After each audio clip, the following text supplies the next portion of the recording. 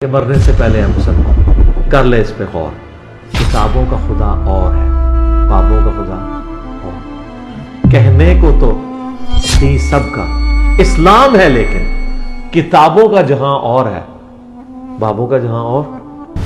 Snack video पे engineer Mohammad Ali Mirza की ना एक वीडियो देखी थी कि वो मौलाना इसहाक़ साहब के बारे में कह रहे थे। उन्होंने मुझे एक नसीहत की थी कि बेटा जिससे भी इख्तलाफ हो जाए ना उसे काफिर नहीं कहना, और दूसरा नमाज सारों के पीछे पढ़नी है। लेकिन मैंने जब इंजीनियर मिर्ज़ा को सुनना स्टार्ट किया कि वो ना ये बाबा वगैरह को ट्रैक्ट किया बरेलियों की मंजी ठोकते हैं, तो मैंने कहा ये भी तगड़ा बंदा है। अल्लाह की लानत है ना जी इनके ऊपर। उस्ताद मोहतरम कहते हैं कि अहले बैत सबसे पहले, बाकी चीज़ें बाद। जी जी, अल्लाह की लानत है ना जी उनके ऊपर। जब नबी के घर वाले नहीं तो फिर पीछे क्या रह गया। हालांकि मैंने कभी आज तक किसी दोस्त, किसी कज़न, किसी फैमिली मेम्बर को कभी ये रिकमेंड नहीं किया कि आप इंजीनियर मोहम्मद अली मिर्ज़ा को सुनो। हर बंदे की अपनी ज़ाती राय है, वो किसको सुनता है और वो अपनी रिसर्च खुद करे। बिस्मिल्लाहिर्रहमानिर्रहीम। अस्सलाम वालेकुम भैया। वालेकुम अस्सलाम वरहमतुल्लाहि वबरकातुहू। क्या नाम है भैया आपका? बिस्मिल्लाहिर्रहमानिर्रहीम। ला हौला वला कुव्वता इल्ला बिल्लाह, हस्बुनल्लाहु व निअमल वकील, ला इलाहा इल्ला अंता सुब्हानका इन्नी कुन्तु मिनज़ ज़ालिमीन। मेरा नाम मोहम्मद फैसल फ़याज़ है। मोहम्मद फैसल फ़याज़। फैसल फ़याज़ भाई किधर से आए हो? बेसिकली मैं बहावल नगर से हूँ और मैं स्टडी करता हूँ मुल्तान में BZU यूनिवर्सिटी टेक्सटाइल इंजीनियरिंग मेरी कंटिन्यू है इंशाल्लाह। स्टडी करते हैं? जी जी। अच्छा, मुल्तान से निकले? जी जी। कब? मुल्तान से मैं फैसलाबाद आया हूँ भाई के साथ। ठीक है। इन्होंने मुझे रिसीव किया और आगे से हम 2 बजे रात को झेलम के लिए निकले। यानी प्लान यही था कि झेलम आना है? झेलम आना है। ठीक हो गया। वेलकम आपको करते हैं झेलम अकेडमी में। शुक्रिया। और ये कब निकले थे? उधर से मुल्तान से मैं निकला था 3 बजे। अच्छा। तो 3 बजे वो पहुंची थी यहाँ 7:30 और ऑलमोस्ट 8 बजे फैसलाबाद। तो भाई आए थे 9 बजे ड्यूटी ऑफ करके। तो उधर हमने 2-3 घंटे स्टे किया, खाना शाना खाया और उसके फिर गाड़ी। सफ़र ठीक रहा? सफ़र अल्हम्दुलिल्लाह ठीक रहा। अच्छा, ये सफ़र आपने किया अल्लाह के लिए किया, अल्लाह ताला आपका अजर दे जी इसका। हाँ बहन जी, वही अजर देने वाला है। बेशक जी बेशक। अब ये बताओ कि झेलम अकेडमी तो आपको पहुंच गए। जी सर। घर से जो फ़िरका लेके चले थे वो क्या था, पहले तो ये बात कर लेना। सबसे पहले मैं अल्लाह का ये शुक्र अदा करता हूँ कि मेरी फैमिली बाबा परस्त वाली नहीं है। नहीं है? कौन से थे?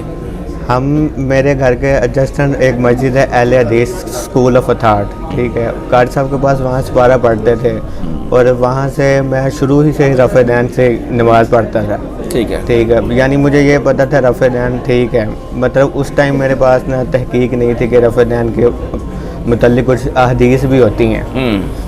और उस दौरान में मुझे 2 से 3 किताबों के नाम आते थे, सही मुस्लिम, सही बुखारी और जामिया तिरमिज़ी।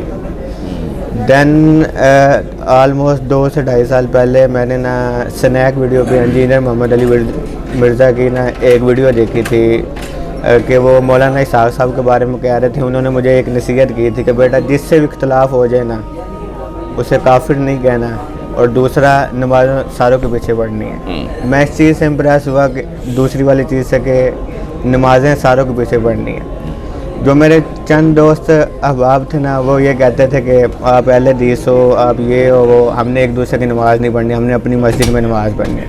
लेकिन मेरा ये पॉइंट ऑफ व्यू था कि हमने नमाज़ पढ़नी उस रब की ज़ात के लिए, कबूल करने वाला वो है, तो हम जिसके मर्ज़ी पीछे पढ़ लें, है तो सारे मुसलमान। सही है। लेकिन आप ये पूछना चाहते हैं कि मैं किस फ़िक़ा से, मतलब किस फ़िरका से अहले हदीस में तो रहा हूँ, लेकिन मैंने कभी अपने आप को अहले हदीस कहलवाया नहीं अल्हम्दुलिल्लाह। शुरू से मुस्लिम, इंजीनियर साहब से सुनने से पहले भी अपने आप को मुस्लिम कहता था और बाद में भी अकीदा पक्का है कि हम मुस्लिम ही हैं। घर वाले भी मुस्लिम ही थे, इसी अकीदे में थे? अल्हम्दुलिल्लाह। ठीक हो गया। मेरे जो चाचू, मेरे वालिद मोहतरम, वो रफ़े दैन तो नहीं करते, लेकिन वो तौहीद को सही मानते हैं, लेकिन कि तौहीद सबसे पहली चीज़ है, बिकॉज तौहीद is the most sensitive issue in the overall Islam. और मेरी जो दादी जान है ना, वो थोड़ा ये बाबा वगैरह को करती है। 1-2 दफ़ा मैंने भी उनको कहा है, मेरे चाचू ने भी कहा, लेकिन वो बड़ों के जो अकीदे होते हैं ना, वो वही रहते हैं। अब मुझे तो फिर यही समझ आ रही है कि घर से आप बरेलवी थे, चूँकि मस्जिद पास थी, दादी जान जो बरेलवी हैं। नहीं, दादी जान तो बरेलवी, मेरे चाचू। तो आप लोगों ने तो उन्हीं से सीखना था ना। वो मुझे तो ये लग रहा है मस्जिद पास होने की वजह से ना आपके कायद ठीक हो गए थे। जी हाँ, मुझे तो यही लग रहा है जैसे, नहीं तो बड़ों को क्या पता भी बुजुर्गों से मांगना है, तो जिन्होंने मैं पैदा किया कहना ये चाह रहा हूँ कि कभी हम दरबारों पे नहीं गए, सही हो गया, सही कभी हो भी गया, नहीं गया अल्हम्दुलिल्लाह। सही हो गया। वो इसलिए कि भी जब दादी जान जो बुजुर्गों को मान रही है ना, जी उन्होंने ही पैदा किया ना बाबा को, चाचू को, जी जी। तो ये लेकिन मस्जिद पास होने की वजह से इनका जरा तवज्जो इधर हो गई।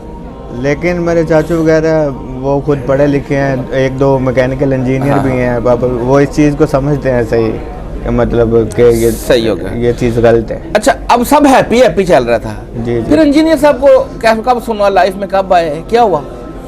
ये मैं ऑलरेडी बता चुका हूँ कि 2 साल पहले मतलब उनकी ये वीडियो देखी थी, मैं उससे इम्प्रेस हुआ। कौन सी? ये जो मौलाना इसाक साहब की दो नसीहतें थी कि नमाज़ें सारों के पीछे पढ़नी है और किसी को काफिर नहीं करना है, इल्मी इख्तलाफ कर लेना है। और इसके बाद मैं सुनना स्टार्ट हुआ। फिर मैंने जब देखा, मैं शुरू दिन से जो बाबों के ख़िलाफ़ था, जो सीधी बात है, लेकिन एहतराम उनकी अपनी जगह, जो ये दरबारों पे गलत चीज़ें होती हैं इनके मैं ख़िलाफ़ था। लेकिन मैंने जब इंजीनियर मिर्ज़ा को सुनना स्टार्ट किया कि वो ना ये बाबों वगैरह को ट्रैक्ट या बरेलियों की मंजी ठोकते हैं, तो मैंने कहा ये भी तगड़ा बंदा है कि जो इसने सबको लगा है। फिर तब मेरा ये पॉइंट ऑफ व्यू था, ये एक ही फ़िका को मतलब पीछे लगे हुए हैं। मैंने फिर काफ़ी सुना जो नेगेटिविटी इनमें थी मसले के देवबंद में, अहले हदीस में और अहले तशय्युअ में, तो मैंने कहा अब ये अकेला बंदा चारों बड़े फ़िरक़ों को ढाई कट है। इस वजह से मैं इनसे बहुत ज़्यादा इम्प्रेस हुआ। जो अहले हदीस की इन्होंने निकाली, ठीक है, गलतियाँ पॉइंट आउट की, आप एग्री कर रहे थे कि हाँ हैं? जब मैंने खुद से सर्चिंग की, फिर मैं एग्री करता था। तब जब मैं अहले हदीसों में था ना, उनका खुतमा वगैरह सुनता था, तो मुझे यही लगता था कि ये भी अहले हदीस भी तो हदीस का रेफरेंस देते हैं, तो मैंने कहा ये इनसे बेहतर कोई भी नहीं है।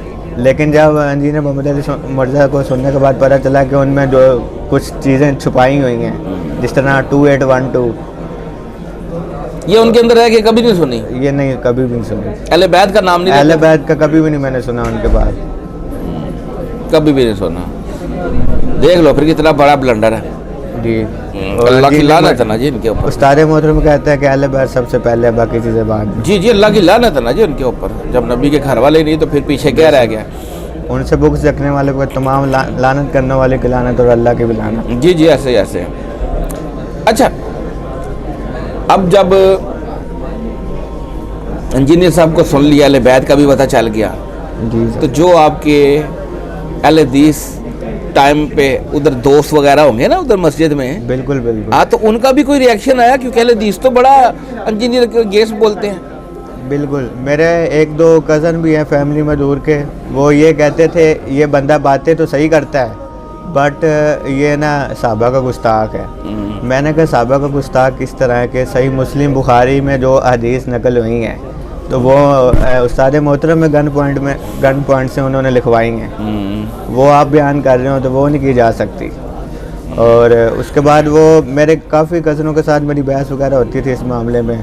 मेरे कुछ 2 कज़न पीरों को मानने वाले भी थे। मेरी कज़नों के साथ आलमोस्ट 1:30-2 बजे तक रात को बहस होती थी फिज़िकली उस्ताद मोहतरम के मुतालिक। तो अब वो अल्हम्दुलिल्लाह, अब जब वो अहले बैत को डिफेंड करने लग गए ना, तो वो खुद सुनते हैं इंजीनियर मोहम्मद अली मिर्ज़ा को। माशाल्लाह माशाल्लाह, सही हो गया। लेकिन अभी भी फिर वो एक पॉइंट लेके चलते हैं कि वो बाबों को क्यों कहते हैं।